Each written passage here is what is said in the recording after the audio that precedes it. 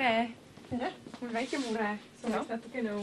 Mul selline energiat natukene vähe, et seda päikest näeb liiga harva, et tahaks midagi turgutavat, midagi teed või sarnast. Kas te olete nüüd külmetunud või olete te tööga hõivatud? Tead, nii mõlemat, et esimesena tuleb stress ja siis tulevad kõik need külmetused kallale.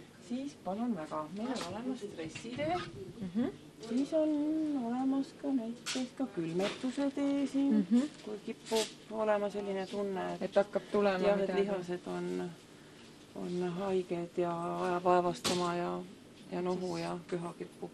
Kas see viiruste aeg on juba käima läinud? Jah, see võib-olla on juba nüüd paar nädalat olnud niimoodi, et inimesed külastavad üha rohkem apteeki. Aga mida kõige rohkem ostavad näiteks teedest? Kõige rohkem ostetakse ikkagi seguteesid ja lähevad nii gripitee, külmetuse tee, siis väga hästi nohutee, ka peavalu, palaviku ja need on põhipopid teed. Aga aitäh! Palun!